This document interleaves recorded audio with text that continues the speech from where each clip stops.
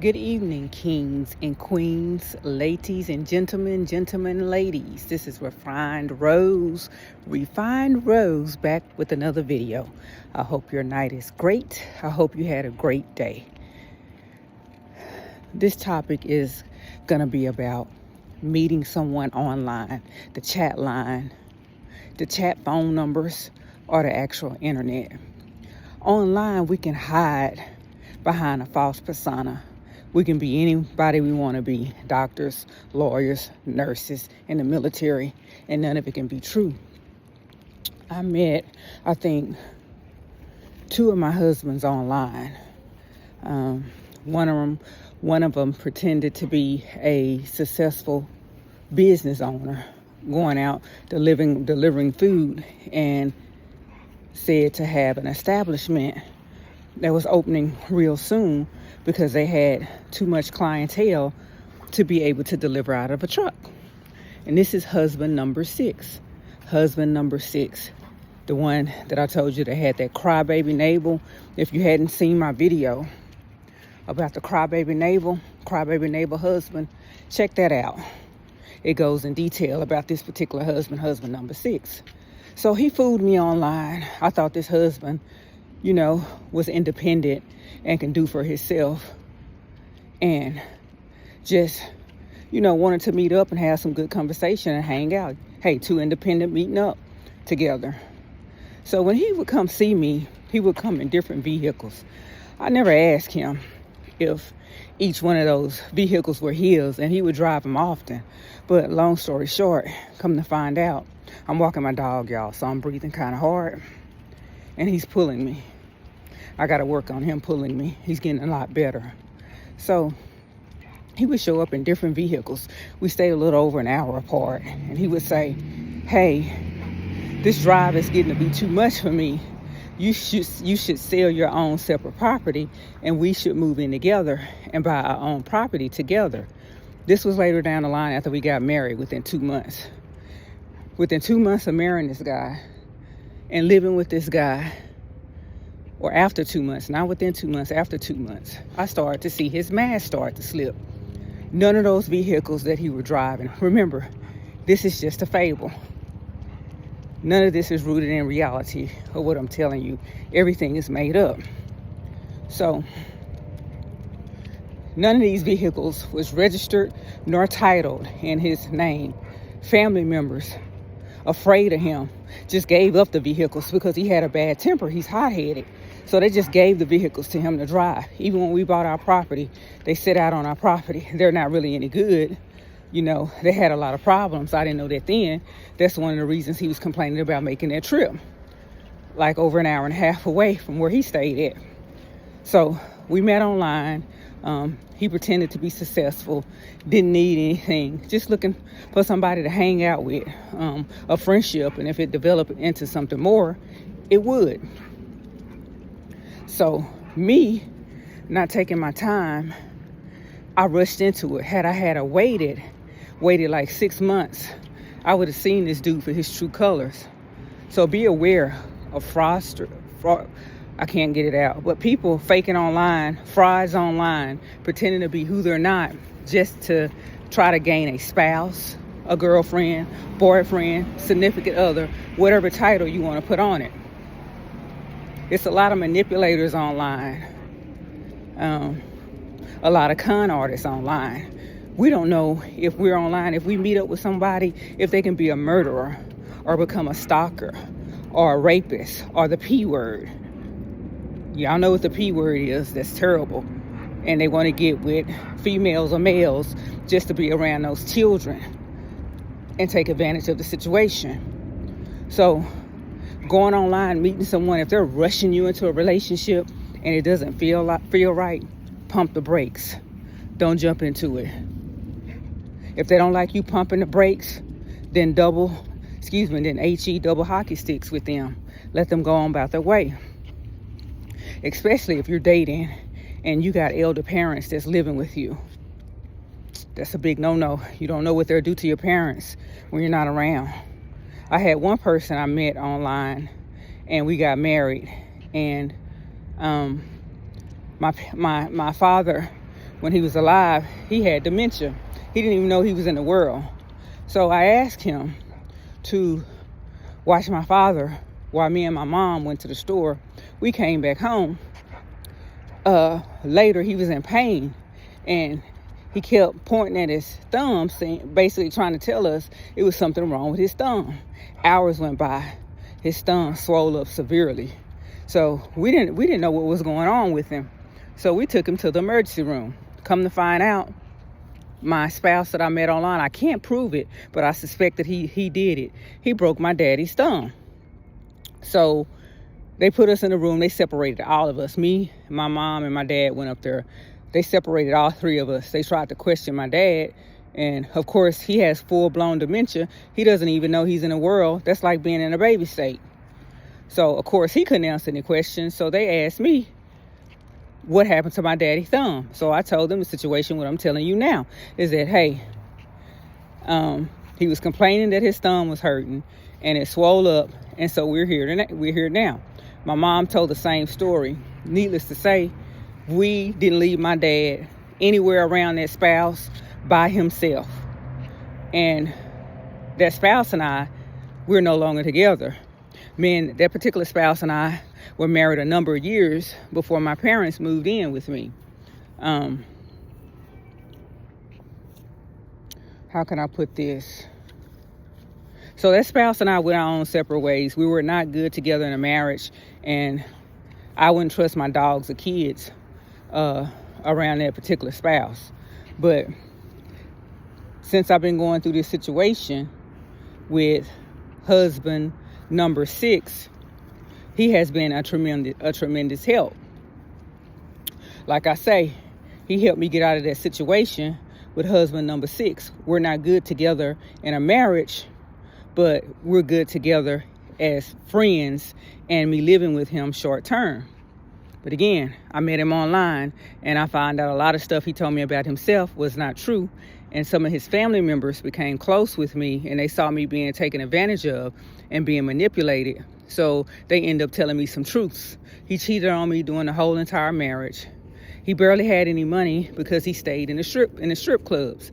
And his excuse when he wouldn't come home is he had to work really late or he lost track of time. And this guy, you think maturity come with age or wisdom come with age? It don't. I believe in that song, age ain't nothing but a number, because I'm finding more and more that these youngsters in their teens, 20s, 30s, and 40s are way more mature than some of these 50s, 60, 70, and 80-year-olds. So when you go online, I just ask that you kings and queens, gentlemen and ladies, be careful about going online and making a selection for someone to talk to online. I know sometimes we be lonely, but still take your time, because you could be putting yourself, your pets, your kids, your parents, your grandparents, your cousins, your nieces and nephews in danger. Like right now, I'm in hiding because I'm being stalked by husband number 6. I've moved 2 times within 3 months to stay in hiding, and he still has a paid service looking for me. I even had to change my phone number, and this is husband number 6. And we met in 2024, last year. So there was a brief marriage. Like I say, God had grace on me. That's how I got out of a relationship. And it's not only online. You can just meet people at the grocery store, at the car wash, at a restaurant, at the nail salon, just anywhere, at the mall, just anywhere. You need to be careful, because anybody can be who they want to be at that time that they think is going to work with you, me, or anybody else for that matter. People put on false personas. A lot of people are predators out here. A lot of people are looking for homes to go to, looking for room and board. Or they're in a situation right now with whoever they're with, their family members, spouse, friends, whoever they're shacking up with or laying up with. They know they're about to probably be put out. So before they get put out, they on the prowl looking for another home to come bunk up with somebody else. And they really don't like that person, but they'll bunk up with you to get the sex, to get the food, to get the money, to drive your car if they don't have a car, or their car is raggedy and your car isn't. Like in my situation, husband number 6, those cars were not really any good because they were messed up under the hood. I didn't know that either. So he would take my vehicle, run my vehicle in the ground. I still got to get it fixed. It needs a lot of work to it, a lot of work. But when I had it, it was still like brand new. He even wrecked it on the side and promised to get it fixed and never got it fixed. So he would take my vehicle, leave the keys to his vehicles that wasn't in good shape. I didn't even want to put them on the highway because it seems like some of the parts, he had ran them to the ground because he drive hard and heavy and he's full of road rage and like to try to run people off the road, scare them, pretend he gonna run them off the road, and probably would have if they didn't get out of his way. He's like a mad driver, getting behind them, close on their bumper, acting like he's gonna hit them, blowing his horn, swerving in their lane because he's mad because they didn't let him over because he put on his signal light. So now he's pissed. It's like, okay, now I got to get you back because you didn't let me over. He's one of those people, oh, I got to get you back because you offended me.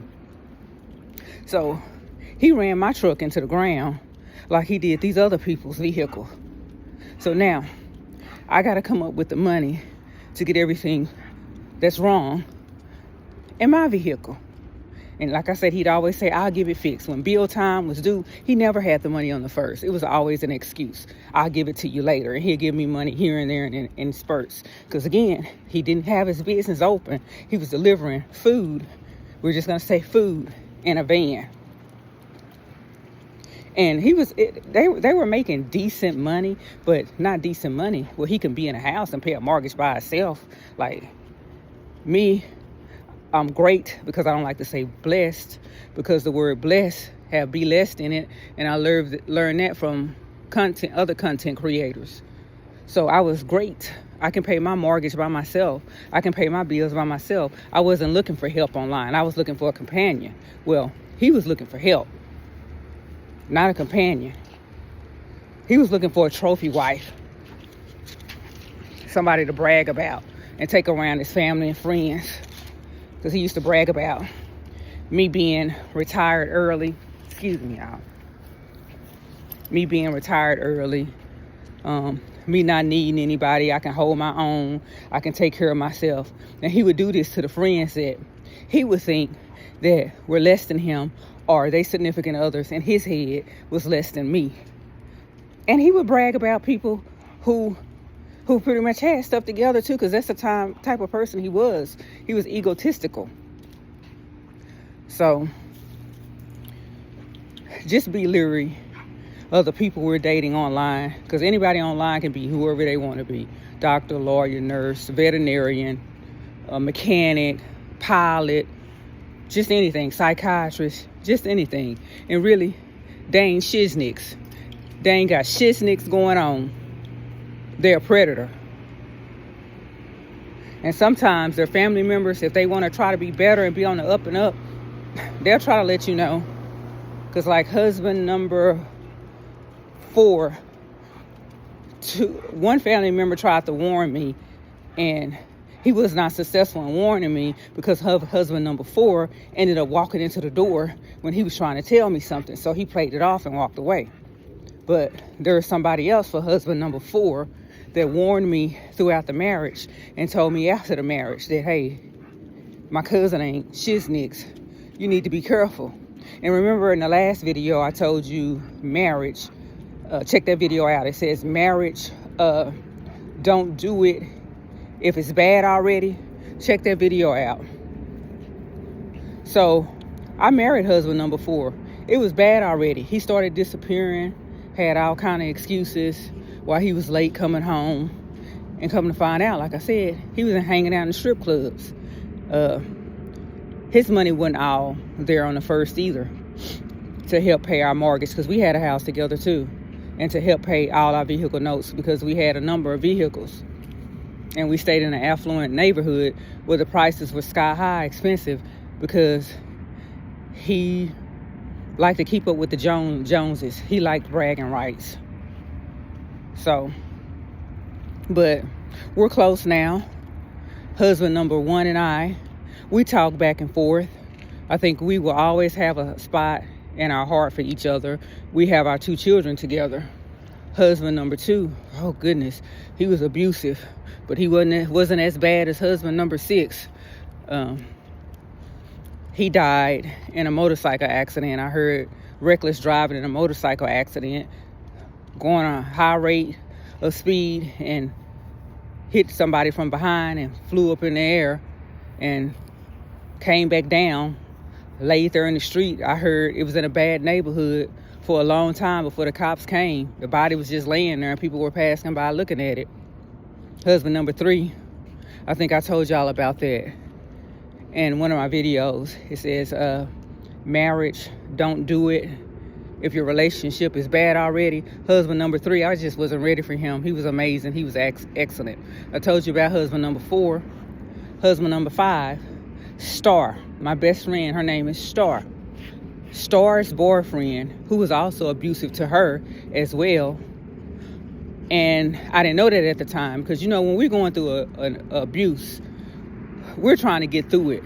We're not thinking about, hey, we need to tell somebody, we need to ask somebody for help. We're trying to figure out why. Why is this person doing this to me? What am I doing wrong? How can I fix it?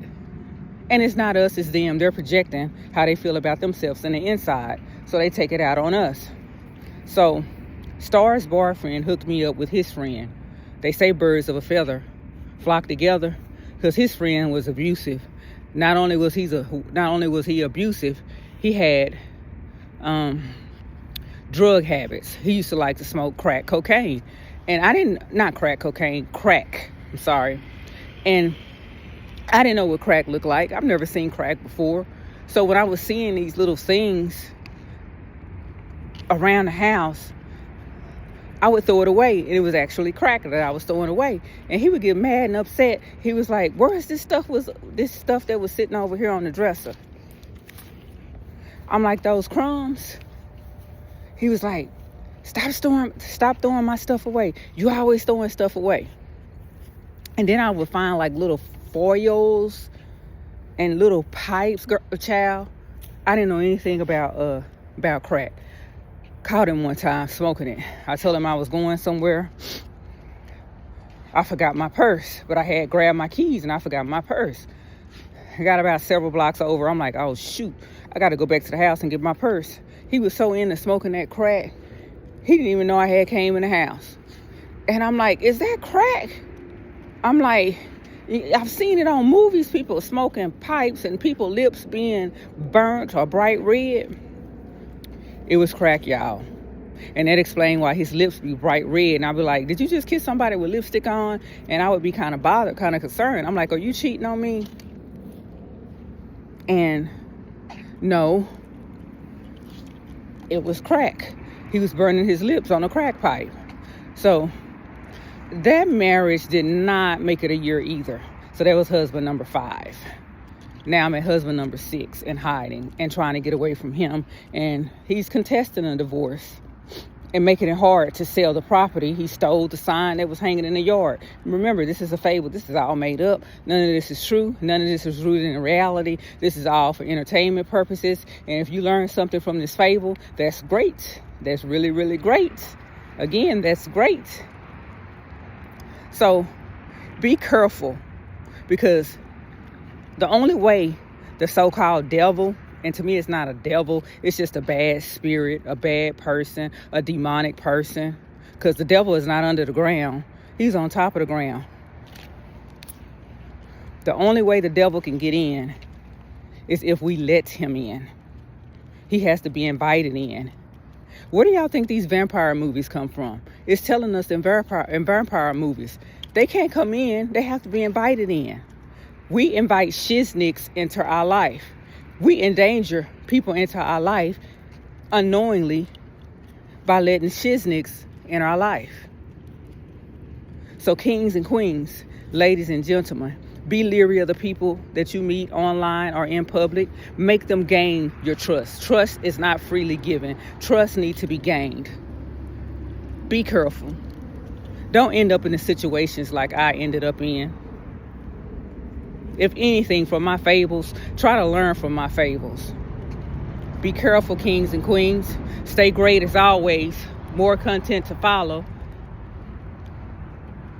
Bye for now.